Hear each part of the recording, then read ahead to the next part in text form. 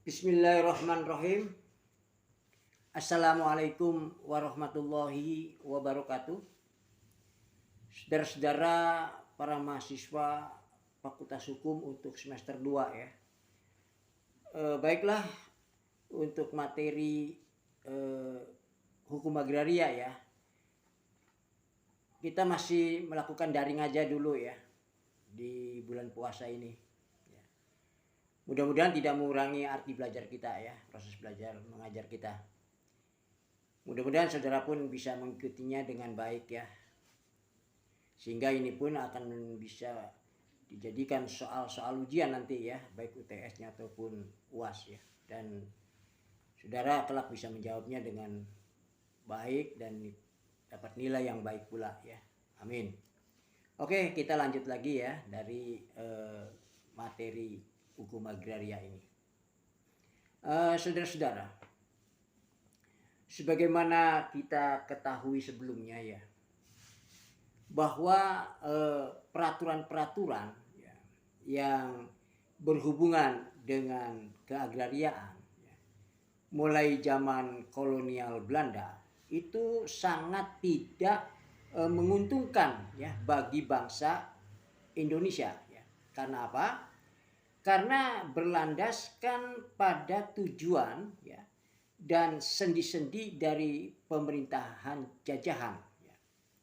Nah, selain itu ya hukum agraria ya, di zaman itu bersifat dualisme ya, dan tidak ada menjamin kepastian hukum, sehingga diperlukan hukum agraria produk nasional ya.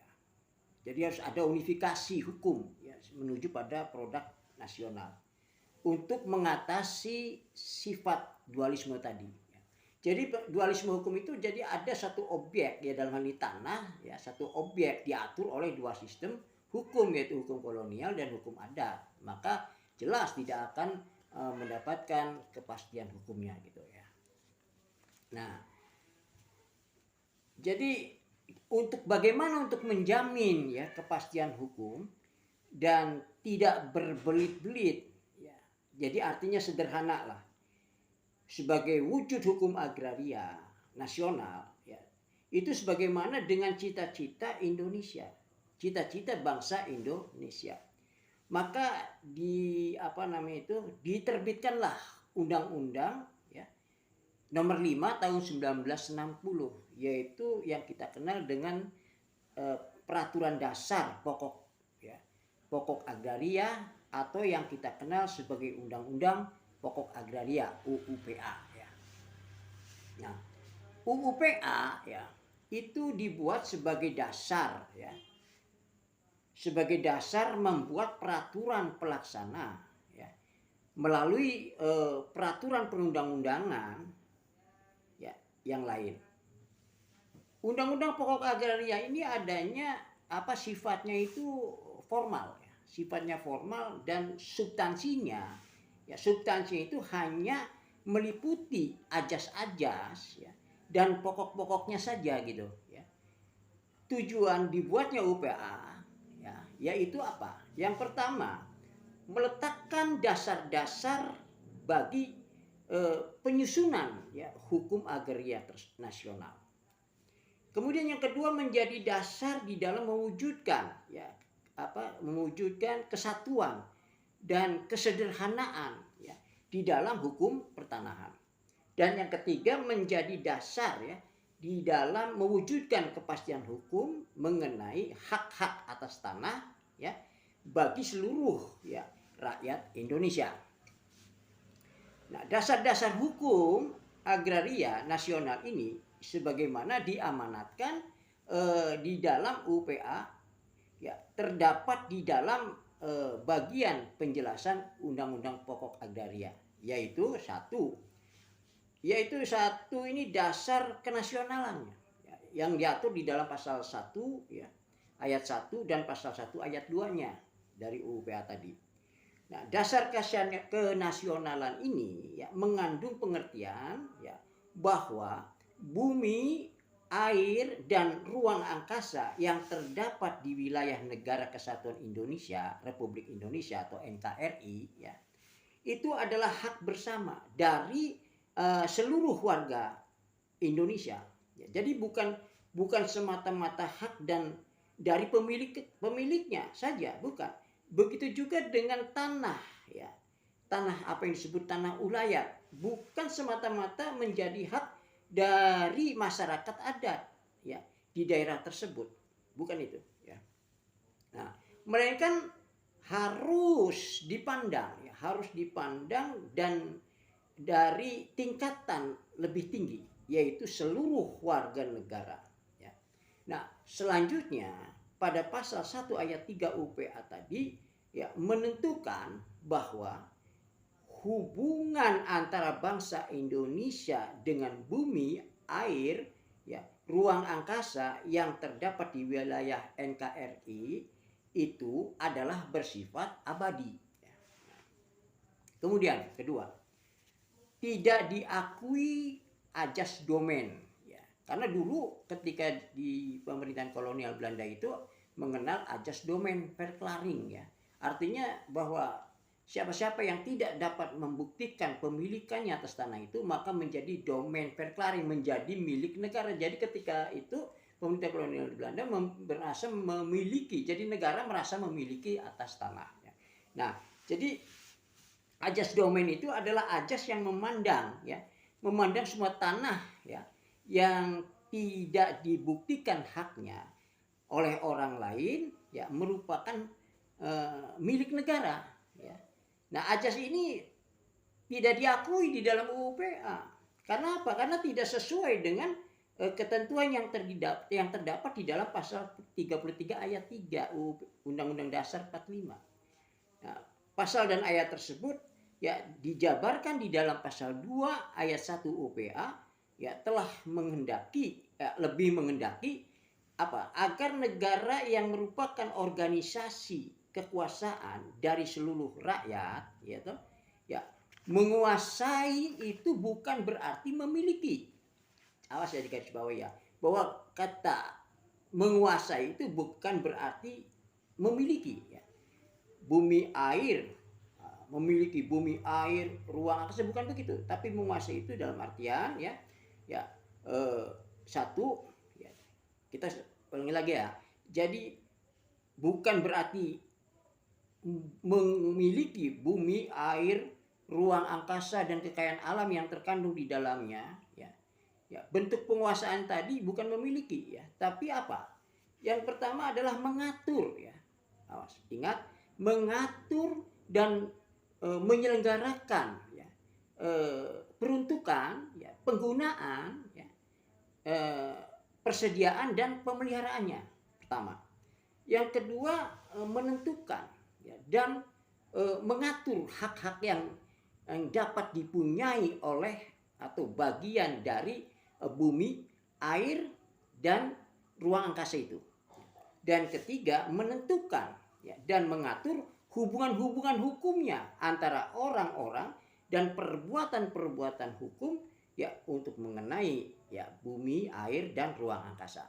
Dan yang keempat, diakuinya hak ulayat pasal 33 UPA. Nah, jadi hak ulayat, ya, hak ulayat itu adalah hak dari persekutuan hukum adat, ya. Untuk apa? Untuk menggunakan dengan bebas tanah-tanah yang masih berupa hutan belukar, ya, di dalam lingkungan wilayahnya. Guna apa? Guna kepentingan persekutuan hukum itu sendiri dan anggota-anggota atas atau guna kepentingan yang, ya, orang-orang luar. Nah, kriteria hak ulayat ini yaitu satu, sesuai dengan kepentingan nasional dan negara. Kemudian yang kedua, berdasarkan atas persatuan bangsa. Dan ketiga, tidak boleh bertentangan dengan undang-undang dan peraturan-peraturan lain yang lebih tinggi, ya. Dan kemudian keempat, fungsi sosial dari hak-hak atas tanah, yaitu diatur dalam pasal 6 UU PA. Jadi fungsi sosial ini maksudnya hak atas tanah, ya, yang ada pada seseorang tidak boleh digunakan semata-mata hanya apa? Hanya untuk kepentingan pribadinya. Ya. Terlebih apabila hak tersebut bisa merugikan masyarakat. Nah, penggunaan ya hak atas tanah itu harus bisa memberikan manfaat, ya. Memberikan manfaat bagi pemilik, ya, bagi masyarakat dan negara. Meski demikian, ketentuan ini bukan berarti kepentingan pribadi akan terdesak oleh kepentingan umum, ya, tapi melainkan harus bisa seimbang, ada keseimbangan antara kepentingan pribadi dan kepentingan umum, ya. Kemudian hanya warga negara Indonesia WNI ya yang dapat mempunyai hak atas tanah. Ini diatur dalam pasal 9 pasal 1 pasal 21 juga ya ayat 1 UPA. Nah, di situ orang ya orang asing ya. Jadi bukan warga negara Indonesia nih, orang asing dan badan hukum itu tidak boleh mempunyai hak milik. Jadi tidak akan diberikan hak milik atas tanah ya bagi orang asing. Ya. Hanya boleh memiliki tanah hak pakai. Ya. Kemudian badan hukum dipandangnya itu tidak perlu memiliki hak milik. Ya. Cukup dengan hak-hak lainnya. Meski demikian, terbuka peluang bagi badan hukum ya tertentu untuk memiliki hak milik. Ya. Nah itu pasal 21 lihat ayat 2 UPA ya. Berdasarkan peraturan pemerintah ya. Jadi yang berdasarkan peraturan pemerintah nomor 38 ayat nomor 36 ya tahun 1963. Maaf 38 ya. Undang PP 38 63 ini yaitu badan-badan hukum bisa mendapatkan hak milik ya. Ya yaitu apa? Bank-bank negara ya. Bank-bank negara boleh diberikan hak milik, kemudian koperasi pertanian itu boleh, badan-badan sosial juga boleh, badan-badan keagamaan. Ya. Nah, kelima, kemudian kita meningkat pada ajas kebangsaan. Ya. Nah, apa yang disebut kebangsaan? Yaitu ketentuan memberikan jaminan bagi seluruh warga negara Indonesia untuk memperoleh ya kesempatan yang sama dalam memperoleh hak atas tanah. Nah, maka ajas ini ya bertujuannya untuk apa? Untuk melindungi ya, untuk melindungi warga negara ya yang lemah dan lemah dari segi ekonominya ya. Nah, kemudian ada penyelenggaraan land forum. Ya. Tanah pertanian itu harus dikerjakan atau diusahakan secara aktif ya oleh pemiliknya sendiri ya. Nah, penyelenggaraan land forum itu diwujudkan melalui penentuan luas minimum ya, yang harus dimiliki oleh petani. Sehingga apa? Sehingga ia memperoleh penghasilan yang cukup untuk hidup dengan layak bagi dirinya dan keluarganya. Selain menentukan luas minimum, maka ditentukan juga batas maksimumnya tentunya, yaitu luas tanah yang boleh dimiliki dengan hak milik ya. Nah, untuk mencegah apa? Mencegah penumpukan tanah ya di tangan seorang atau golongan-golongan tertentu gitulah. Nah, kemudian ada perencanaan, ada planning ya. Nah, perencanaan ini meliputi peruntukan, penggunaan dan persediaan bumi, air dan ruang angkasa untuk apa? Untuk kepentingan hidup rakyat dan negara. Itu terbagi ya menjadi rencana umum ya. Kemudian meliputi seluruh wilayah Indonesia. Dan rencana khususnya adalah yang merupakan penyebaran dari rencana umum yang diterapkan di daerah-daerah gitu ya.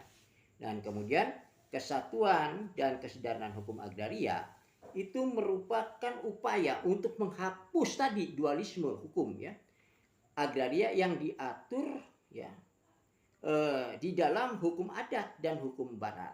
Nah, wujudnya dengan penyusunan hukum agraria yang berpedoman pada hukum adat yang disempurnakan dan disesuaikan dengan kepentingan masyarakat di dalam negara yang modern ya. Nah, dan hubungannya dengan internasional ya, serta disesuaikan dengan nilai-nilai Indonesia. Ya. Dipilihnya hukum adat karena sebagian besar masyarakat Indonesia tunduk pada hukum adat. Nah, kemudian menuju kepastian hukum, maka pemegang hak harus memperoleh kepastian mengenai haknya dari adanya instruksi yang jelas bagi pemerintah. Maka diwujudkannya dengan penyelenggaraan pendaftaran tanah. Nah, ini yang jadi untuk kepastian hak atas tanah ini